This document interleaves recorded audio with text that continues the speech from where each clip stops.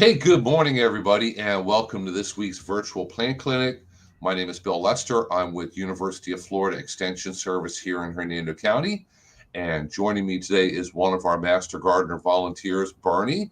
Good morning, Bernie. How are you? I'm fine, Dr. Lester, and I hope you are too.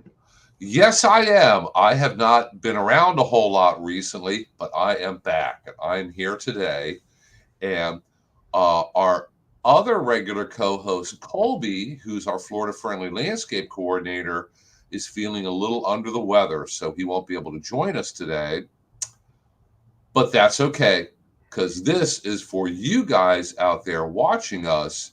And if you have any lawn and garden type questions, please just go ahead and put them in your chat box under the comments, and we will see them and we will do our very best to answer them.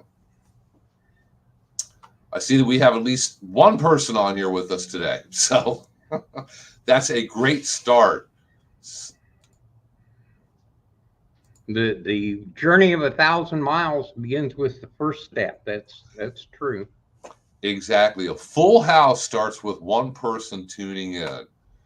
But yeah, while you guys are all thinking about your lawn and garden questions and what you want to discuss, you can kind of see our background here behind our, two blocks, our two images. And when I was getting set up this morning, I was looking through backgrounds and I thought, we'll put this one up again. This one's kind of an oldie but a goodie. This picture was sent to us months ago, this past winter, from a Hernando County resident who was complaining about watering restrictions. He felt that he needed to water that day, even though it wasn't his day to water, because he had just fertilized his lawn that day. And his lawn needed fertilizer. He put it down. He needed to water it, and his lawn would look great. And here, let me turn myself off here for a moment.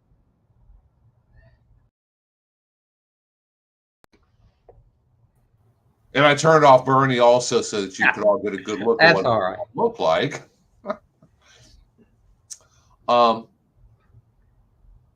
His lawn may have needed fertilizer. I really don't know without looking at a soil test.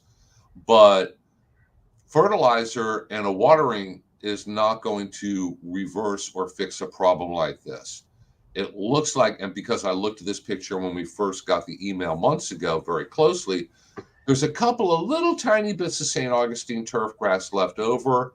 Obviously, they've been shaving this lawn down to the nub, cutting it just as short as they could. Weeds had moved in and were dominating, but the weeds were cut really short also. So what they have is, I can't even guess what percentage, 80, 90% bare dirt, and fertilizing that ain't going to fix it.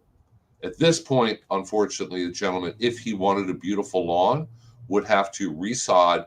And you can see in this picture in the background, if you look above both of our blocks, the neighbor across the street has a beautiful green lawn. This gentleman complained, well, my neighbor waters every day. And that's not allowed here in Hernando County. We are under once a week irrigation. So if you water and it's not your day to water, you may get a citation from code enforcement department if they see you doing that. So we don't want people watering every day for a beautiful lawn, and we don't want them shaving their lawns down to the nub for a dead lawn. All this just kind of trails around and circles back to proper turf grass management. If you manage your lawn correctly, you can have a pretty good looking lawn and not waste huge amounts of water or fertilizer or time or money or effort or sweat this time of year. Over fertilizing your lawn makes it grow like crazy. And Bernie, you say your lawn probably needs to be cut about every 3 days or so. Yeah, it's growing an actual inch and a half a day.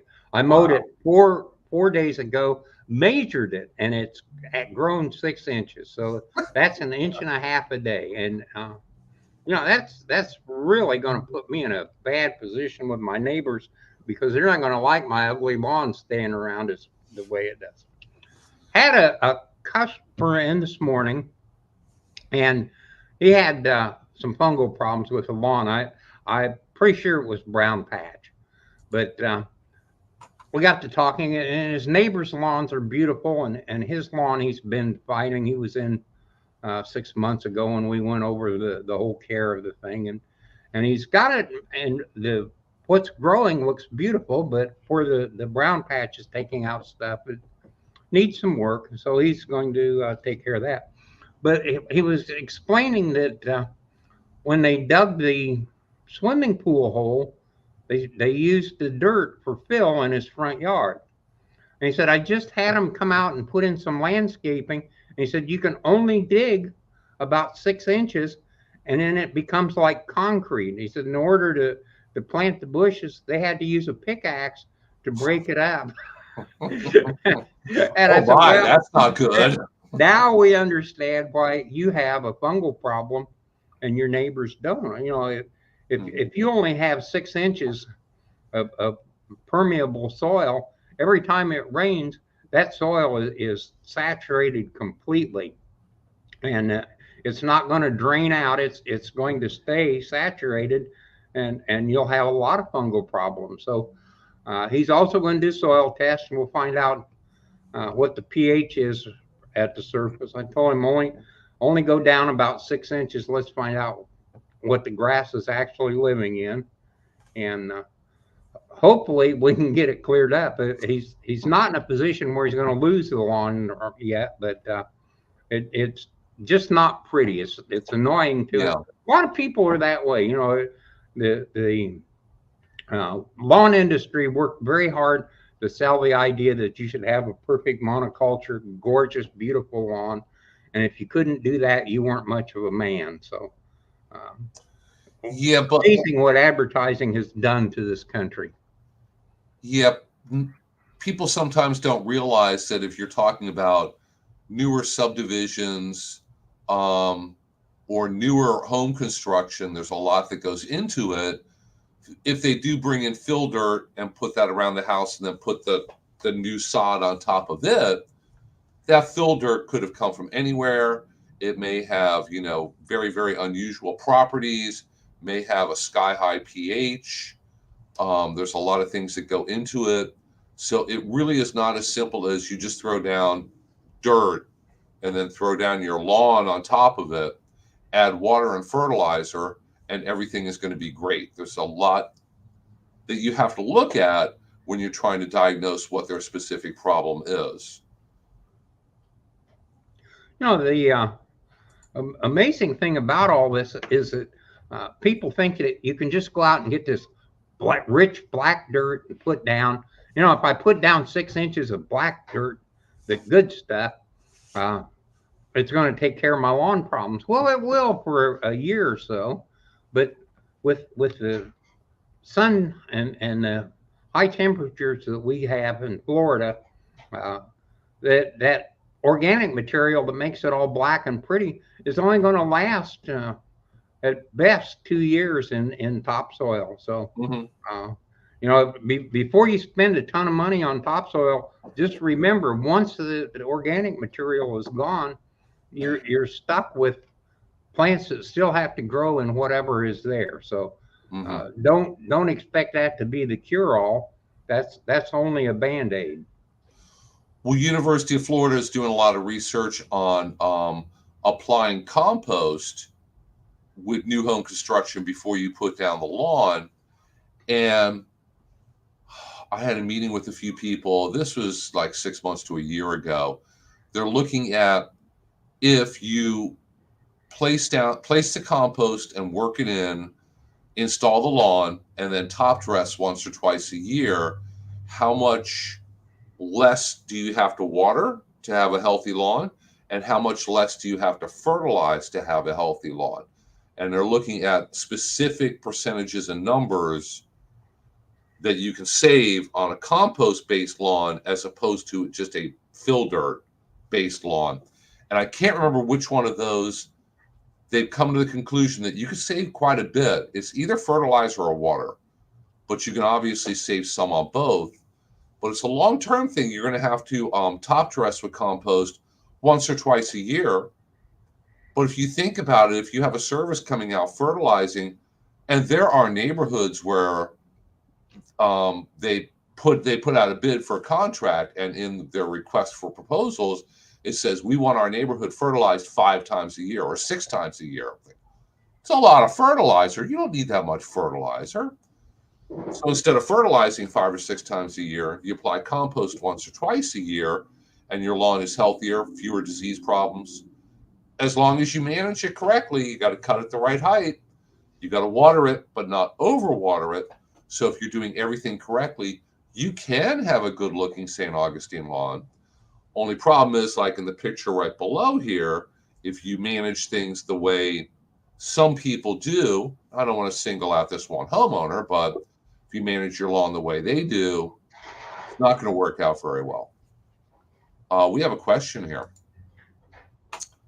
from Bassam about what is the best fertilizer for vanilla orchids, when and how often. I'm not positive, but I know that there is orchid fertilizer, and vanilla orchids, it is a tropical orchid. So if you use just regular orchid fertilizer, that would work well. They're not extremely heavy feeders, so you do not need to fertilize them very heavily. I would say very lightly, 2-3 times a year, and mostly watch its growth. So if it's growing just fine, you don't need to keep dumping on the fertilizer. Yeah, orchids, just by their very nature, tend to grow in some of the poorest conditions. So, Uh-huh. Well, I know vanilla orchids are terrestrial, so they can grow in the soil, and they're also epiphytic, so they can grow in either situation.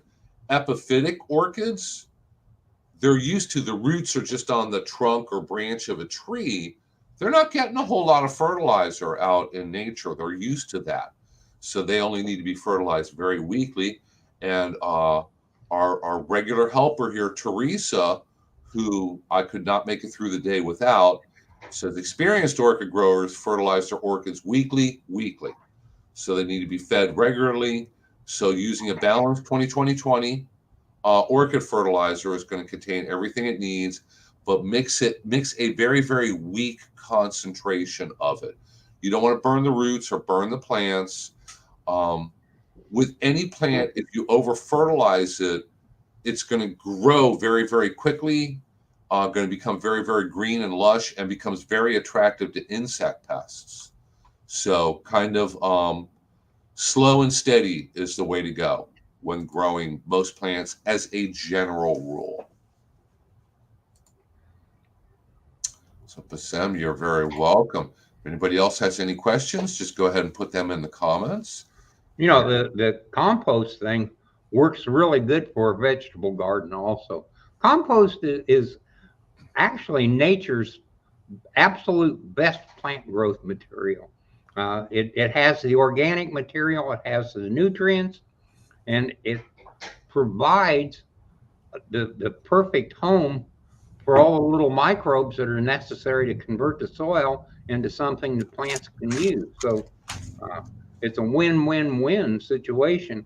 And unfortunately, it's not one that very many people actually use.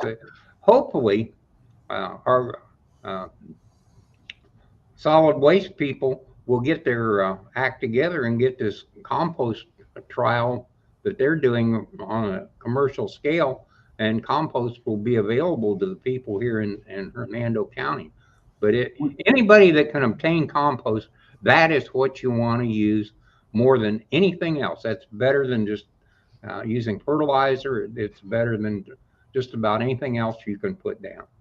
Well, Bernie, that's an absolute perfect segue into this, because Hernando, for all of our Hernando County residents who may be watching this either live or recorded, Solid Waste Department is working on a program where they take all the yard waste that's always been taken to the landfill, they grind it up, they mix in beneficial bacteria, they lay it out in a really, really long windrow pile, turn it a few times, turn it into compost, and it will eventually be available to county residents, probably by the bag, by the pickup truckload, by the dump truckload, but it's not available yet. Right now, they're still doing their first piles and kind of getting their process down. But I was up there, what was it, yesterday morning, I think, and picked up a sample of Hernando County compost, and we'll get a nice, we'll try to, there we go, nice black crumbly material. Looks really, really good. Still a little bit of twiggy stuff in it, but not much. I don't see any big chunks or branches or anything. Seems to have composted well, but I have to send a sample of this off to the University of Florida to get it tested for pH. For compost, they'll actually test the nitrogen level and phosphorus, potassium, calcium, magnesium, and I'm not sure what else they test for, but I need to let that dry a little bit, send off a sample on Monday. So we're getting there. Kind of a slow process, but hopefully soon they will have large amounts of compost available. And for anybody who has a lawn, like the gentleman with the yard picture right below here, they could go and get compost and just spread it lightly on their lawn as a top dressing. If you keep doing that a couple times a year, over time, you're going to build up a nice, healthy soil, and your grass is going to grow better as long as you do everything else correctly also.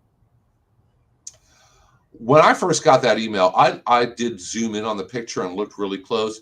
This guy's cutting his lawn, I mean, like just as low as that lawnmower possibly can.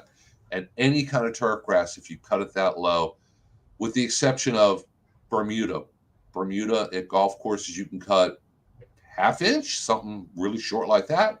They can actually go as low as 3/8 of an inch, but it requires daily mowing and daily care. If you do that, has to be done with a real mower, and they're top dressing. It's a nightmare if you want to do that. But Mm-hmm. can you imagine somebody trying to do that on a lawn? No, guys, you probably don't want it. That's a little bit too much effort. So for the types of turf grass that normal people would have in their lawns, St. Augustine, Bahia, maybe Zoysia, they all have certain heights that they need to be cut at. You need to cut them at that height. If you cut them really, really short, your grass may and probably will, in a lot of cases, die. No matter how much water and fertilizer you put on it, you have to manage your lawn correctly. Um, Bill here says that he's had good success with spreading compost in areas of his lawn that were damaged in the drought last year. Yeah, I noticed that this spring and last spring were really, really dry for a while, and both really damaged. I have large patches of frog fruit in my lawn, and both springs it got really, really knocked back. Like a lot of it just flat out died. During the summer, it starts to come back a little bit, but I used to have a lot more than I have right now. So spring droughts can damage your lawn a little bit. Applying compost really helps the grass to start to grow and spread and fill in those little bare spots. If you have a really, really big bare spot, you're going to need some sod to fix that one. But compost, very, very good for lawns and vegetable gardens. Yeah, the St. Augustine will run about 18 inches in a season if it's given good care. So basically, a 3-foot hole uh, could fill in a season. And he was doing exactly the right thing. They using compost in the bare spots. Once you solve the problem that caused the bare spots, that is absolutely the best way to get the lawn to run in. Mm-hmm. Uh, Start so cutting that grass high, use some compost. Um, be vigilant about figuring out if you have any other problems, whether that be a disease like take all root rot or some other kind of issue, parking your boat trailer on your lawn, whatever it might be. Fix all those and give your grass a chance to grow back. I do have people who send me pictures and they say, what can I do to make my grass spread and fill in these spots? And I look at the picture and they have like 10% grass, 90% bare dirt, or weeds, or something else, your grass is only going to spread so much. If you have 90% grass, 10% thin or dead spots, it can fill back in. But if it's the opposite, you may be looking at resodding, reseeding if it's Bahia. That's not easy, but you can do it, or taking some other kind of action to end up with a successful, good looking lawn. Had a customer that had yellow stripes in his lawn, and they were nice long stripes and spaced about uh, 30 inches apart. And Mm-hmm. his lawnmower leaked gasoline. Oh my. That was kind of an unusual situation. So You don't see that too often. Sometimes people will fertilize their lawn and they don't get good coverage. So now they have really dark green stripes that go in the same direction. Um, People will end up with a yellow spot in the corner. A lot of times that's a broken sprinkler head or a misdirected sprinkler head. Every once in a while, it's either their dog or a neighbor's dog who likes to pee in the exact same spot morning after morning. That can make a little spot yellow. So there's a lot of weird things that can happen to your lawn out there. people really need to check the sprinkler system. Use some cat food cans or something with straight sides, and put 5 or 6 in a zone, and just find out how uniform it is. You need a half inch to give you a full application of water. If you have more than 3/4 of an inch, you're wasting water. So Mm-hmm. run it, put the little cans out, let it run a cycle, and if you have uh, you know an inch in one area and 1/4 of an inch in another area, you're not going to have a uniform lawn, and you it's amazing how often that happens.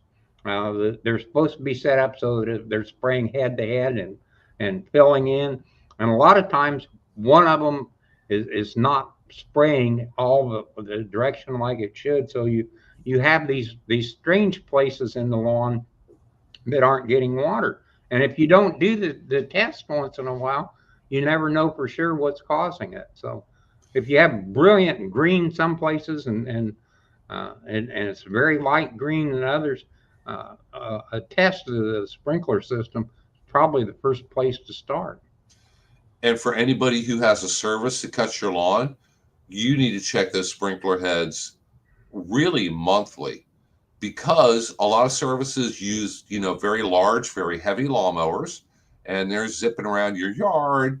And when those lawnmower tires hit your sprinkler heads are just made out of PVC plastic, and they're small, they're fairly thin. The pipes underground below them is just PVC. If it gets twisted or hit or bumped, it's going to break. It's going to get knocked out of where it's supposed to be spraying the water. The last house I lived in, we had a sprinkler system that I very, very rarely used. I had a real nice gentleman who cut the lawn, but he was on a great big lawnmower. Every time I checked the sprinklers, they were all messed up.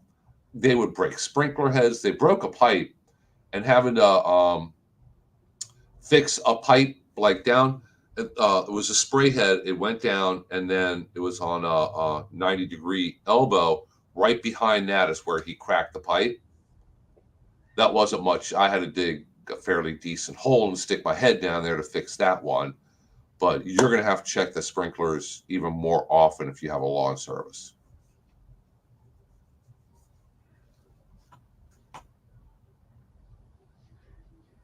Well, So where are I all of our have questions? some people tuned in watching us. If you guys have any questions, please just go ahead and put them in the comments. This kind of a unique time in Florida.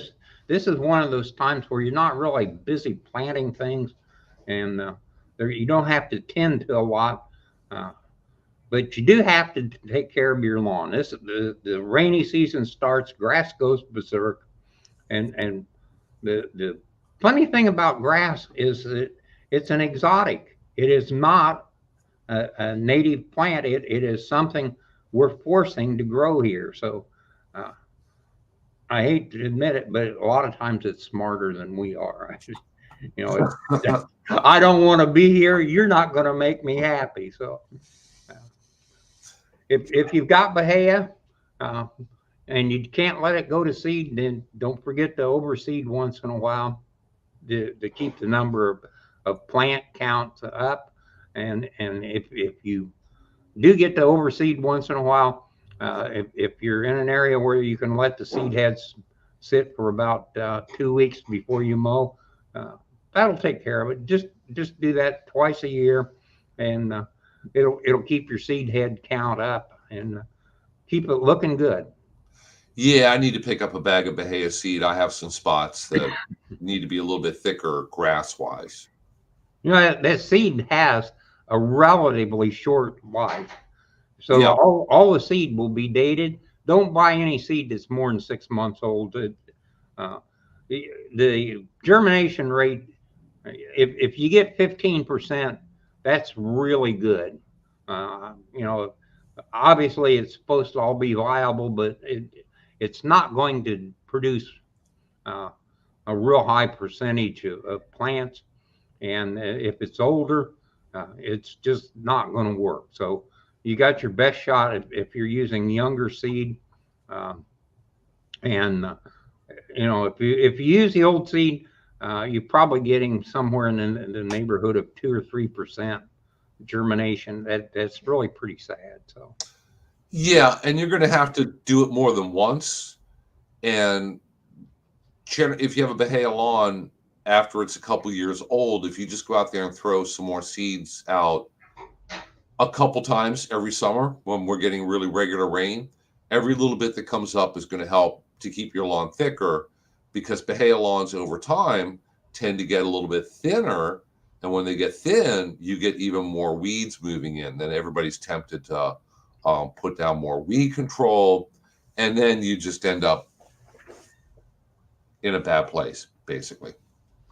yeah, but has each one of the little plants you see is an individual plant, Hmm. whereas the zoysia and St. Augustine and Bermudas, that they tend to have runners. So uh, you see a plant and it's going to produce a side shoot plant and keep filling in. Whereas Bahia, if you lose one, you've got a hole in the lawn.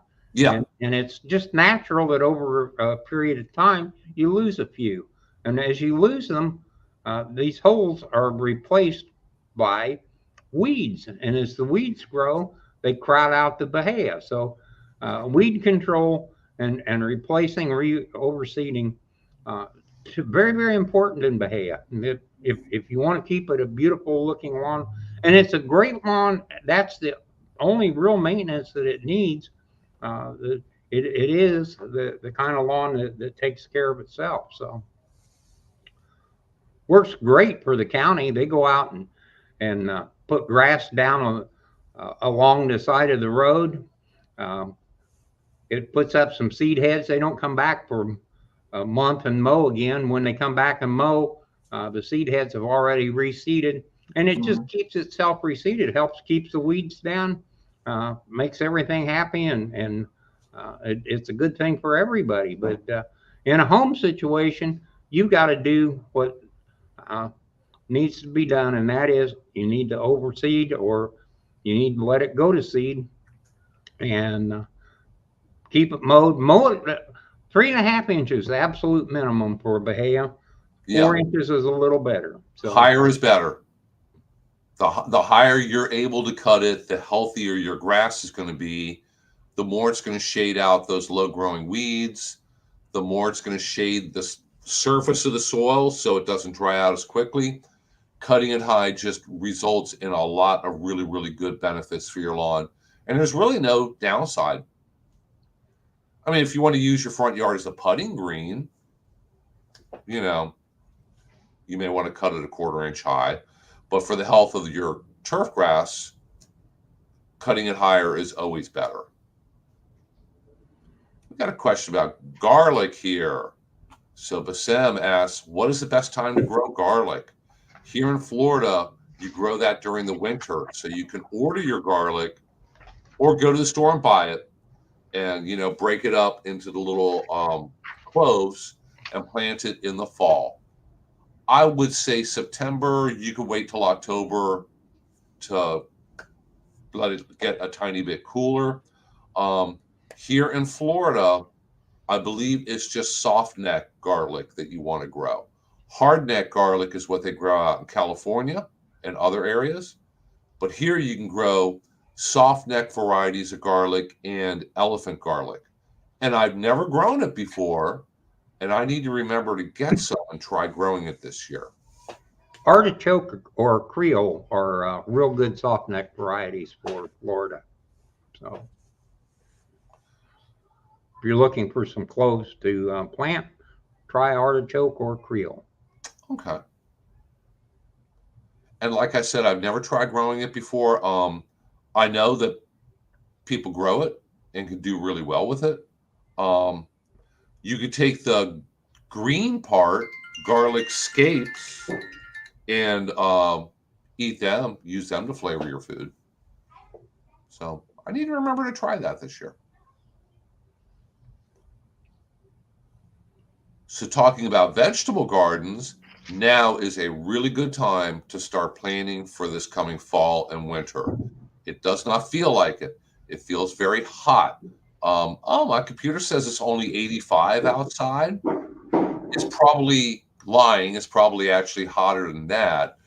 But now's the time to get those weeds under control. Start thinking about what you want to plant this fall. Uh, get a hold of the seeds if you need to order them. Clean out those pots. Get everything ready, and come up with a plan for what you want to grow in the fall, in the winter. I have started eggplant, tomatoes, and hot peppers because right now, if you're starting them from seed, right now is a good time to start your seeds so that you're going to have transplants to put in the fall. I need to go out there and finish clearing out my garden weed wise. I do have a section where I'm growing sweet potatoes again. I have some sweet potato cuttings that I've rooted. They need to go in the ground. So now there's still plenty of things to do out there. And for anybody who likes to grow different tropical vegetables, now is when they're going to do the best. Sweet potatoes, okra, black eyed peas, a lot of South and Central American things, all the different roots, the cassava, yucca, boniato, those kind of things. If you're experimenting with them, now is when they grow in the heat of summer here. They like the heat, but start thinking about a plan and getting things ready for this fall. Right now, I really don't have anything actually in the garden except mostly weeds that need to be dealt with. And they are growing very, very fast with all this rain. But I need to get them out of there so that I'm all set come really September 1st. I don't like putting things in much before September 1st because I think it's still just a little bit too hot. I may have some like eggplant and hot pepper transplants that are going to go into containers a little bit before that. So this fall, I'm going to shoot videos on all that as I do it. So follow us on Facebook, and I will be posting them on there. Um, bum, bum, bum, bum, bum. There we go. If you're not watching us on Facebook right now, be sure to follow us on Facebook. And we're going to be putting a lot more videos about what to do in your yard this late summer, fall, going into winter. If you want to get a hold of Bernie, you can give him a call as soon as we're done here. We're going to be wrapping it up in just a little bit. There's our office phone number. You can call and actually chat with famous Bernie and ask him your questions, or stop by our office and bring him leaves and bugs and plants. And he's had pretty much everything brought in for him. What's the most unusual sample that somebody's brought in for you? Probably Brahminy blind snake. Oh, geez.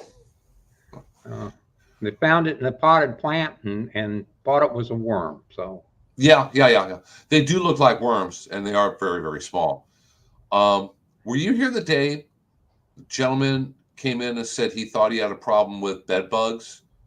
And we told him, well, if you bring in a sample, if you could actually catch one and find it, we'll look at it and we could tell you if it's a bed bug or if it's something else.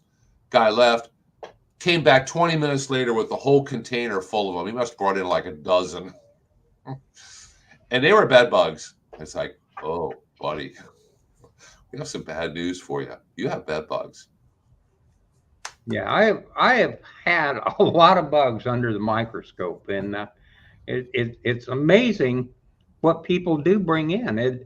Uh, Probably the biggest thing that people bring in are ants wanting to know if they're termites. Yeah. Occasionally, we get some termites. The termites are very difficult to break them down to the exact species. So it's pretty quick to tell whether they're subterranean or dry wood.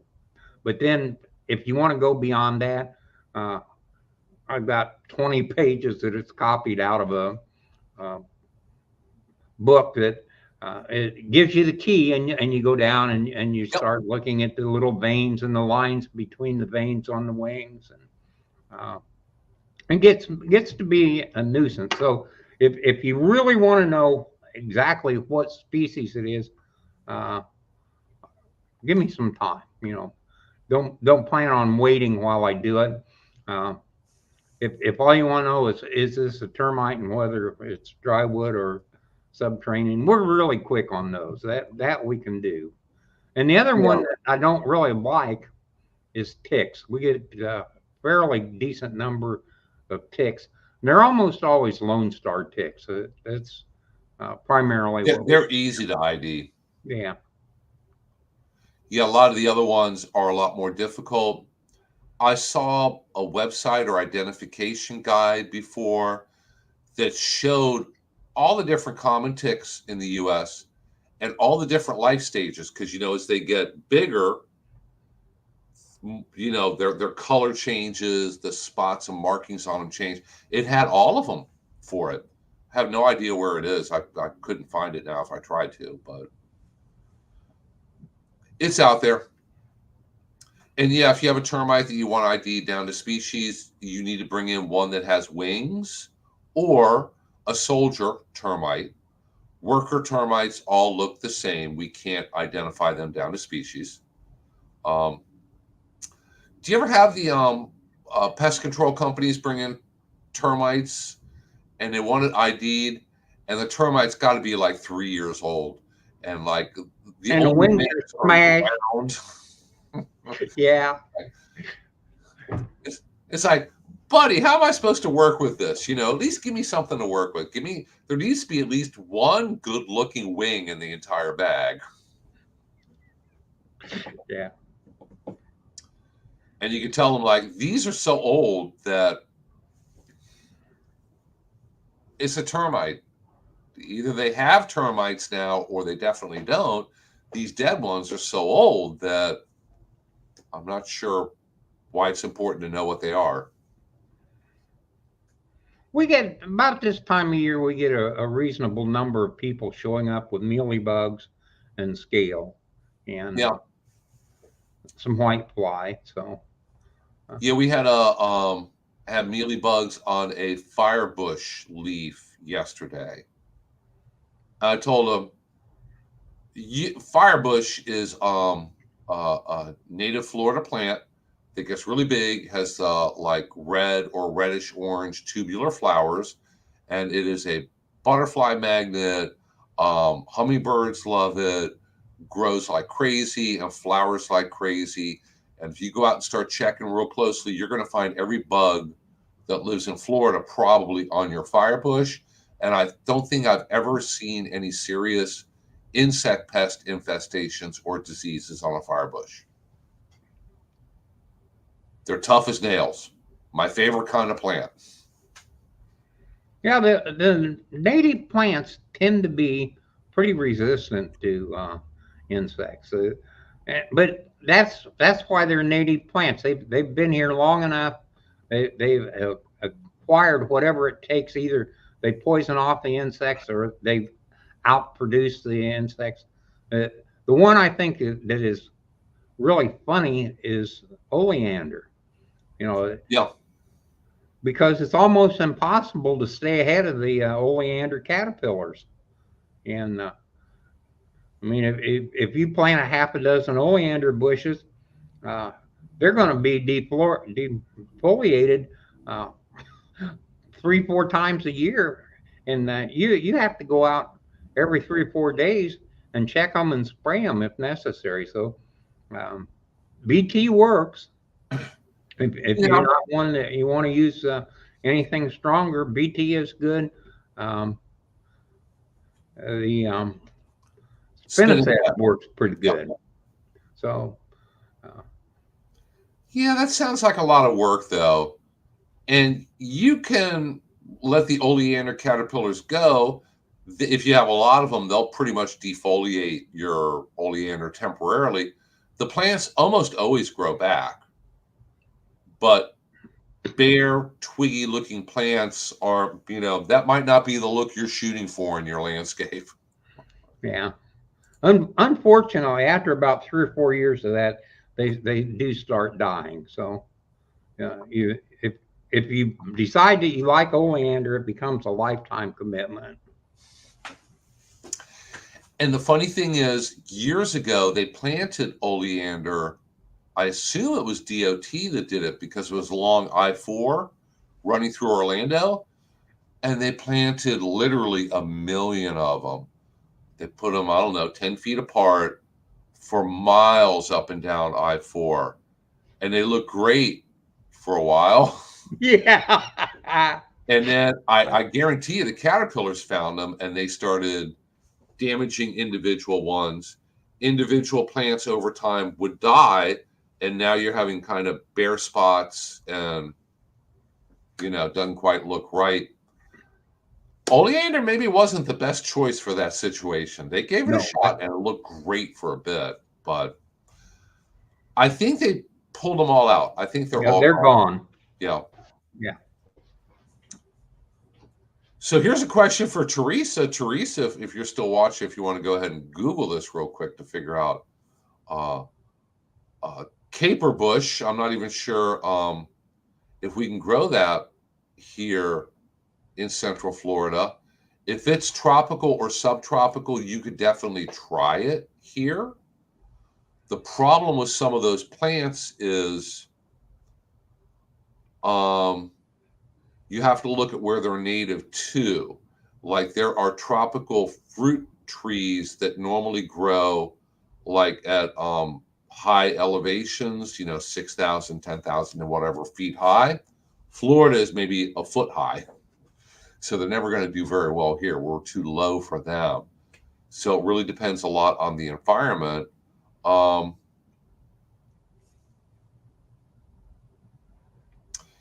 Anne Marie has a question here about she had a tree with black scale. She thought she hit it pretty well, but must have missed that one out of the tree or out of the three. Is that from high humidity? How to get rid of it? I think I used neem and horticultural oil. What do you think? I have a comment or two on that. Any kind of scale insects can be out and about pretty much any time of year. For a while during the dead of winter, they're gone. I mean, they're dormant. The eggs have been laid and they're waiting for spring to hatch. But from spring all the way through winter-ish, they're out there and they could be a problem on your plants. You want to be very careful this time of year using neem oil or horticultural oil because even though that is the best control for scales, oil sprays could scorch the heck out of your plant. All depends. Some plants you could spray horticultural oil on, it's just fine. Other plants, it's going to look like you turned a flamethrower on it, and the leaves are going to look all dried out and scorched because the oil and the sun and the heat sunburn them, basically. So, any suggestions on scales in the summer?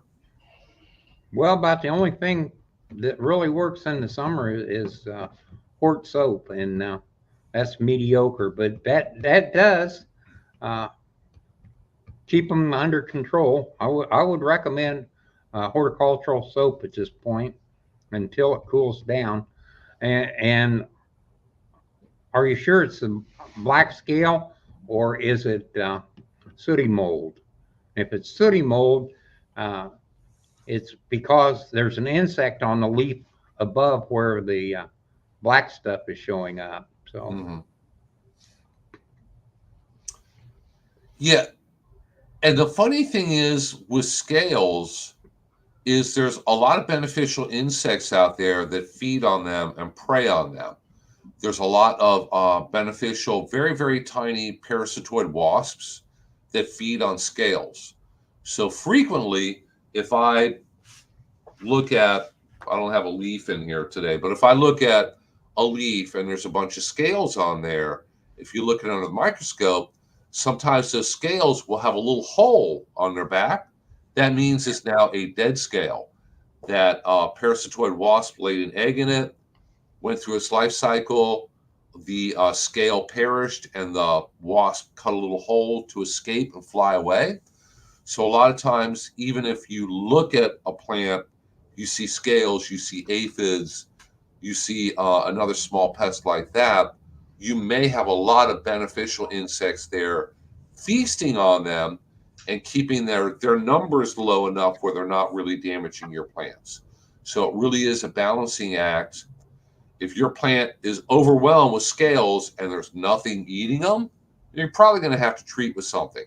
If your plant is overwhelmed with aphids, but you look and there's a whole bunch of ladybugs on there gobbling them up, you probably don't have to spray today. Maybe you have to spray next week. You're going to have to keep checking and see how the numbers are working out. You know, it's just a constant battle. One day the ladybugs are winning, next day the aphids are winning. You just have to keep on top of it and take action before your plants are badly damaged. A lot of times plants can handle a lot of insects living on them and feeding on them. Don't think that if you see one scale, you have to get the backpack sprayer out and spray your entire yard with something. You don't. Most plants are can tolerate a certain amount of insect feeding damage, but sometimes they can't.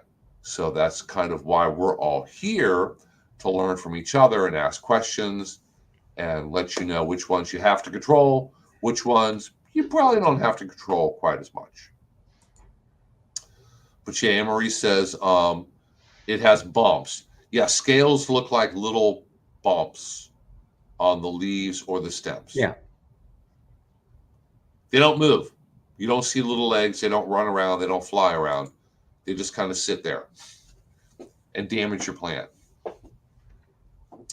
before they build their little pyramid or over the top, the little bump, there is some minor motion, but once they attach themselves to the plant, they start sucking the juices and produce that little house, and they're not going anywhere. So Yep.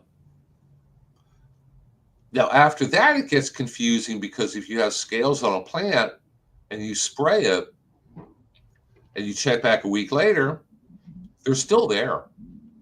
And you don't know if they're dead or alive. It's like, did my treatment work? Did it not work? I can't tell because I still physically see these little bumps there. One thing you could do is just take a pocket knife and go along and kind of plink them. I don't know if that's a technical term or not, plink, but you plink them off the stem or the leaf, and either they're kind of dry and crunchy, in which case they're dead, or they're not, in which case they were still alive. You may need to retreat. So, it like with something like aphids or beetles or caterpillars, it's pretty easy to tell if they're still alive or not a few days after you treat. Scales is a little bit more difficult. some of the scales actually require an insecticide that's systemic because there isn't any really good external treatment for the scales. So depends on the plant and the particular scale. And that's a big family. I mean, we're talking, Uh-huh. uh, you know, there's 20 different scales for the citrus family that are only attacking citrus. And if you have cycads and you have cycad scale, it takes a systemic, one of the neonics. So, uh, and if you have a house plant with few scale, normally horticultural soap works just great. So, Yeah. And you can, if you're treating just a small plant or a house plant, you can put it on a Q-tip and wipe it off that way. So, most important thing is to go out there and scout. Be diligent, keep an eye on your plants, catch problems when it's just a little problem and it's easy to fix. If you wait until it's a really huge problem, it may not be fixable at that point, unfortunately. did Teresa find anything on the capers? No, no, she did not. That's kind of an interesting thing. They grow on little stalks. The caper is a little thing on the very end of the stalk. So uh, go around and pick all those off. And you, Yeah, Anne Marie says they don't move. So could be scales. Um,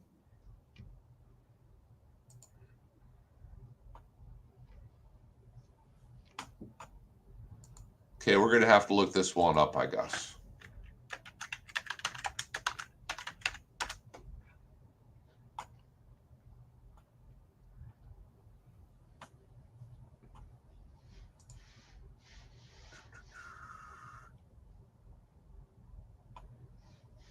it's one of See. those things. I was watching something on them gathering capers last week. So, uh, but they didn't have any information on planting them.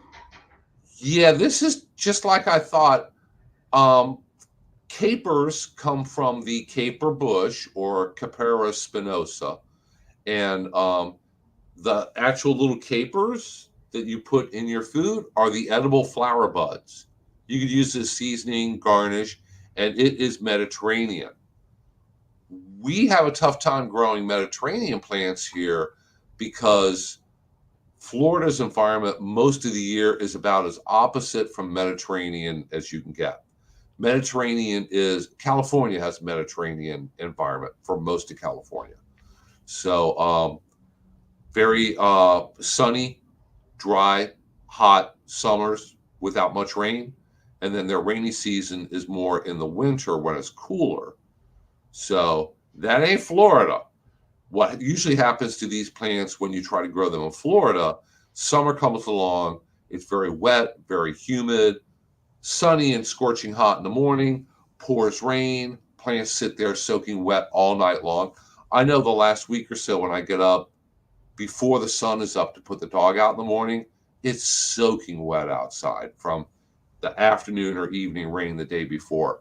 So plants will usually struggle and have really, really bad problems with diseases.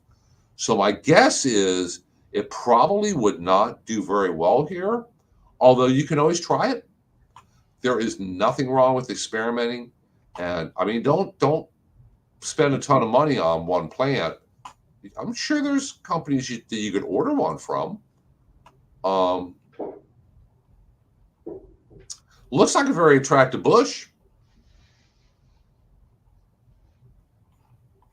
I know my wife hates capers.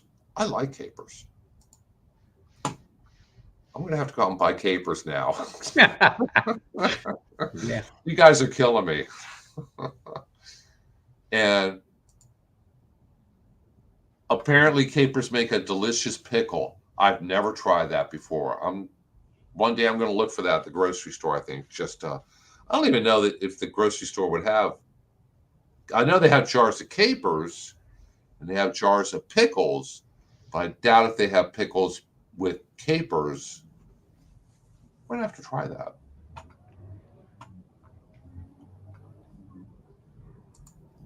So thank you for inspiring me and giving me all these ideas about growing garlic now and eating capers and everything else. See, every week I learn something being on here and I get some new ideas to try for myself. So looks like it's about that time of day. Um, Anne Marie says the larger capers are delicious too. I didn't know there were different sizes. I know that you could buy jars. I hate to imagine how much they cost, but you can get jars of capers at the store. So, one last time, let me go ahead and show my email here. If anybody has any other questions, follow up questions, feel free to shoot me an email.